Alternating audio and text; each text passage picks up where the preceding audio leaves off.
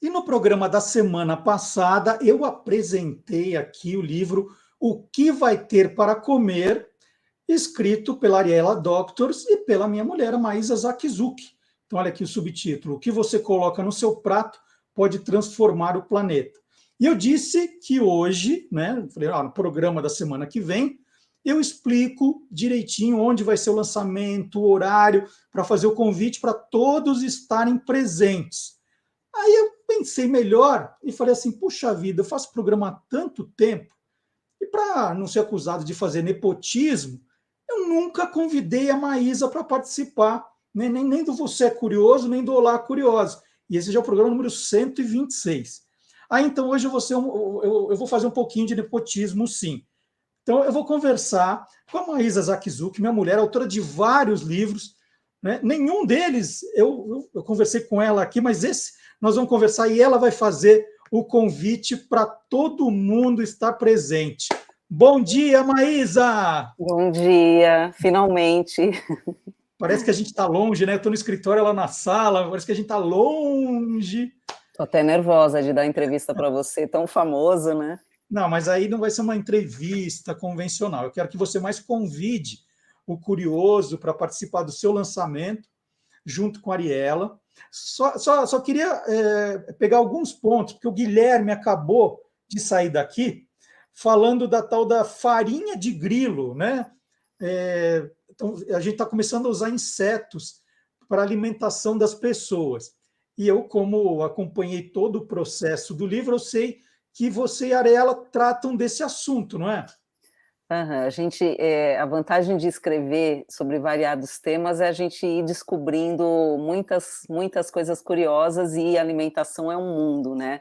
Aliás, alimentação, educação ambiental andam de mãos dadas, e o que eu descobri é que existem muito mais fontes de proteína do que a gente imagina. A gente fica imaginando que proteína só vem do ovo, da carne, e não, né? A proteína vem de muitos insetos, e cada vez mais a produção de insetos e a ingesta de insetos está sendo feita. Por exemplo, nos Estados Unidos você tem a produção de grilos e de alimentos, de produtos vindos dos grilos, em plena expansão. Então, não só dos grilos, mas outros alimentos, outros insetos estão sendo usados como alimentos. Alguns sem estudo e outros com estudos. Alguma coisa como 1.900 insetos já são comidos, já são alimentos pelo mundo aí afora. 1.400 já são estudados, as pessoas podem comer tranquilamente. Por exemplo, você tem no México um aperitivo de grilo, que é comido, tem um nome, alguma coisa como chilicote, chapoline, né, que você come, e como pipoca, como amendoinzinho que a gente come no aperitivo, né, e a produção da farinha de grilo, né, ele tem lá e é respeitado o ciclo de vida dele, né, então depois, quando ele está para morrer, ele vai para o forno, do forno se produz a farinha, aí você pode fazer pão, você pode fazer uma coisa, inclusive no Brasil já se produz a farinha de grilo. Então, esse é um dos exemplos das 1.000 possibilidades de ter alternativas para o consumo de proteína. E, além disso, você tem a grande vantagem de que os insetos, eles precisam de muito menos, alguma coisa como 6 vezes menos de alimento para sobreviverem, para dar a mesma coisa de proteína do que uma carne, por exemplo. Então, isso é incrível para o ambiente, para o nosso corpo. Como eu disse, a alimentação e a educação ambiental, a educação alimentar, elas andam de mãos dadas, né? Então, um estrago leva a outro, ou a preservação leva a outra, né? Bom, e o livro, né, o que vai ter para comer, é parte de uma pergunta muito interessante que a gente se faz mesmo, né? A gente vê a população crescendo, quase 75 milhões de pessoas por ano. Aí a gente olha para 2050, que não está tão longe assim, e fala assim: nossa, nós seremos 10 bilhões de pessoas no mundo.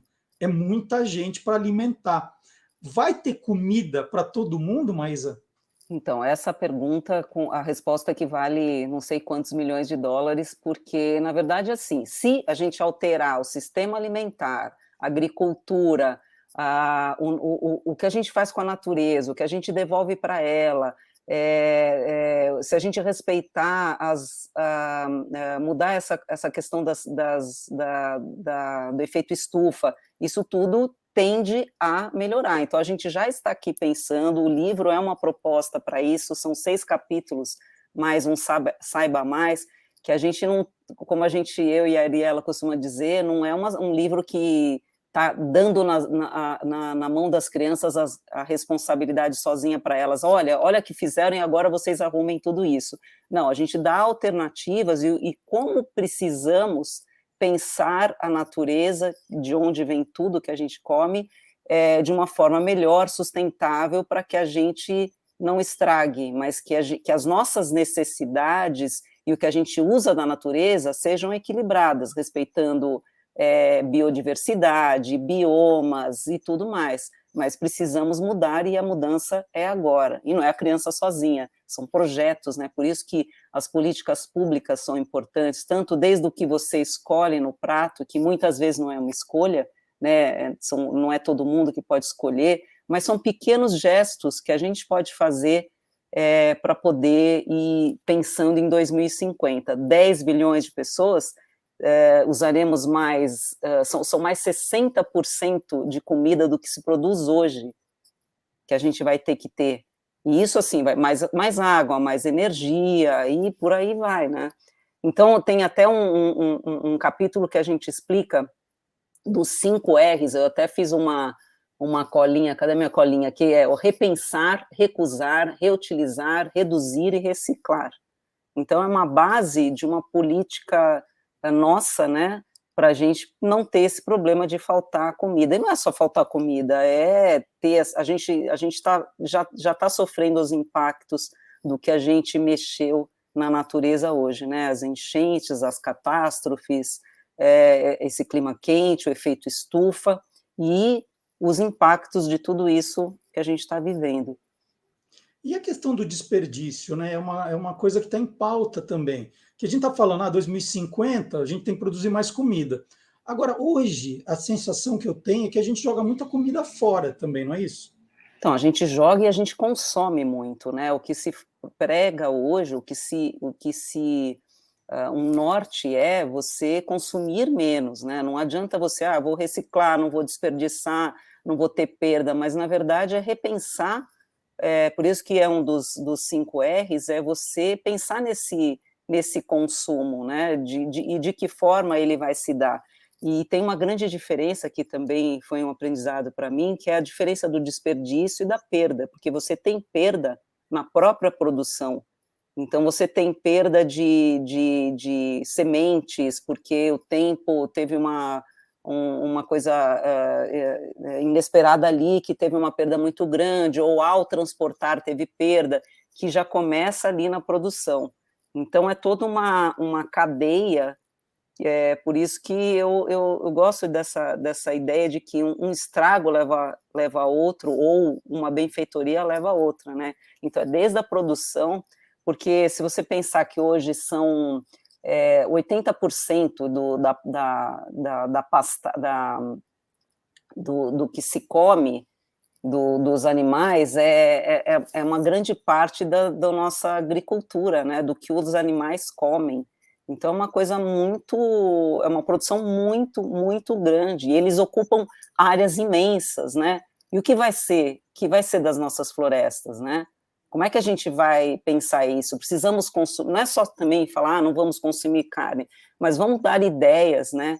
Vamos usar mais as 350 mil espécies de sementes que a gente tem. Porque a nossa base hoje, se você pensar, Marcelo, o que você comeu, o que tinha no teu prato hoje? A base do quê? Olha e pensa. Trigo, sempre, né? Trigo. Sim. E carne, né? Então, são 5, tirando a fonte de animal, a gente tem 5 espécies mais consumidas no mundo inteiro, que é soja, batata, trigo, que mais? Cadê minha cola? São 5. E a gente usa, de 350 mil espécies, a gente usa 5, né? Cadê as punks, né, que são aquelas plantas alimentícias não convencionais que a gente deixou de usar, né, como Ora pronobis, peixinho da horta, taioba? Por que a gente não está usando? Por que a gente deixou de usar? Né? Por que se deixou de plantar isso? Porque é mais fácil, você planta uma coisa só, né, você cuida daquilo ali, e cadê a biodiversidade, né? A gente, com um país tão grande e tão rico, a gente tem que repensar já, né? Mas eu e a Ariela, a gente quis fazer um livro que desse esses parâmetros positivos, não para adorar a pílula, mas porque existe alternativas, né? A agricultura familiar, as agroflorestas preservadas, então tem caminhos muito legais, ou uma simples escolha no seu prato mesmo, né? Muito bacana. E o livro ensina até a ler rótulo, né? Que é uma coisa que, às vezes, você está consumindo e você pode estar consumindo o produto errado, né? Pode ser um suco, uma bolacha, e tem opções bacanas, e vocês explicam aqui até como ler rótulo também, que, no final das contas, você vai consumir, mas você pode consumir o que vai te fazer melhor, né? E isso é uma coisa muito contagiante, essa coisa de você ler rótulo, você fica muito instigado depois aqui na nossa casa, né? A gente começou a ter essa vigilância, vamos dizer assim, de olhar os rótulos, não quando chega, mas sim no mercado, né? Para procurar não usar nada que tenha mais de 2 linhas, por exemplo, é uma dica muito boa, né? Porque se o alimento, que é assim, um pacote de pipoca tiver 2, 3 linhas de rótulo, é porque tem alguma coisa errada, né? Para ter milho e só, né?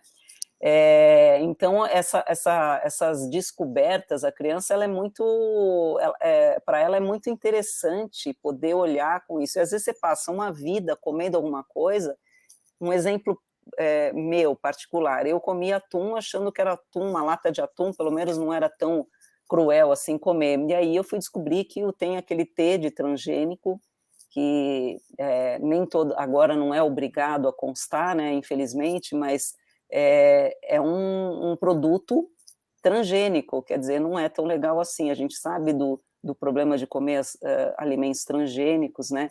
Então a gente procura trazer, pelo menos na nossa casa, depois desse estudo todo, alimentos, né? E não produtos comestíveis, como eu gosto de dizer. Então você vai pegar um biscoito recheado, que ele é um produto comestível, não necessariamente um alimento, né?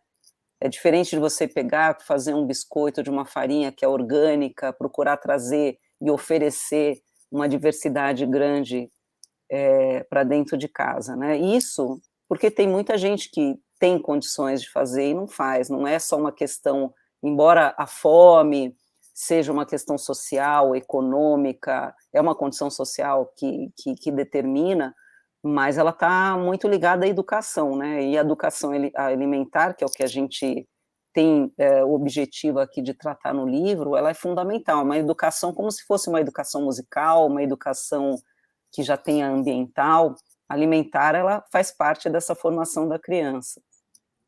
Então aproveite agora, né? Eu falei que você veio aqui para convidar os curiosos, tem o lançamento então do livro que vai ter para comer. Então nós teremos lá a Maísa, a Ariela Doctors e a Bruna Barros, que é ilustradora, agora na quinta-feira, dia 6 de abril. Dia 6 de abril, a partir das 18 horas, Livraria da Vila, da Rua Fradique Coutinho, que fica em Pinheiros, e a gente espera todos vocês, Ariela Doctors, que é minha parceira, o meu primeiro livro que eu escrevo em parceria. Ariela Doctors é fundadora do Instituto de Comida e Cultura, um instituto que tem uma finalidade e um propósito maravilhoso com a educação no Brasil, e fundamentalmente na infância. E a nossa ilustradora, né, Bruna Barros, que vai estar lá também. Então a gente espera todos vocês, acho que vai ser um encontro de pessoas interessadas pelo tema, e como eu disse, alimento todo mundo precisa e todo mundo faz sua escolha diária, né? Faz sua escolha ou precisa comer, né? É a nossa fonte de sobrevivência. Vamos colocar de novo, dia 6 de abril, agora quinta-feira, a partir das 18 horas, na Livraria da Vila, da Rua Fradique Coutinho, na Vila Madalena, em São Paulo. Então, a Maísa, a Ariela e a Bruna estarão lá. E aí você pode também levar uma professora que está falando sobre alimentação, a bibliotecária, a coordenadora de escola, pessoas que mexem com alimentação para conhecer as autoras, para conhecer o livro. E como eu disse aqui, né, para não fazer nepotismo durante o programa, eu nunca falei dos livros que a Maísa lançou, mas a Maísa tem vários livros, alguns best-sellers. A Maísa começou com Noite Feliz, que é uma fábula de Natal, depois escreveu O Meu Museu, que era ensinando as crianças a visitarem museus, especificamente o MASP de São Paulo. Depois a Maísa escreveu um livro que está assim, em escolas do Brasil inteiro, que é o Árvore da Família, falando de genealogia para crianças, um sucesso absurdo, né? Esse livro está adotado em inúmeras escolas, e o mais recente, outro sucesso também, que é um livro emocionante, que é o Eu Estou Aqui, que apresenta a história de 12 crianças refugiadas de diferentes países, 12 diferentes países, que escolheram o Brasil, né? Os pais, né? Eles vieram com os pais para uma nova chance. Então, é um livro muito bacana para falar dessa questão de refúgio hoje também com crianças. E esse agora que vem se juntar aos demais, o que vai ter para comer. Aqui ao longo da entrevista já mostrei internamente, né? Está aqui. Um livro que tem o selo do PROAC. O livro já sai com uma recomendação, que é um programa, é um edital. O PROAC é o Programa de Ação Cultural de São Paulo, e eles escolhem alguns projetos para apoiar, e esse livro, antes de ser publicado, já teve esse apoio do PROAC. Então é isso, mas eu falei tudo, né? Eu queria complementar só que é um livro totalmente alinhado aos objetivos de desenvolvimento sustentável, né, de sustentáveis, especificamente do objetivo 2, de agricultura e fome, né, o combate à fome. Então, é uma pauta da agenda de 2030, eu acho que é de extrema importância se trabalhar, e no livro não é só um livro só de teoria, é um livro que tem propostas de atividades, você pode fazer pegar a sua classe e fazer um minhocário, ensinar a fazer uma composteira, são projetos, eu costumo dizer que não é um livro só, é um projeto de vida, é um projeto de educação, de formação da criança na escola e em casa. Muito bem. Então eu falei com a Maísa Zakizuki, minha mulher aqui também, mas hoje eu veio como autora do que vai ter para comer, e daqui a pouco eu chego aí para o almoço, eu vou perguntar o que vai ter para comer, benzinho, aqui, ó. Agora eu já chego com o livro, assim. É isso. Beijo, Maísa. Até daqui a pouco. O programa continua aqui. Tchau. Até já.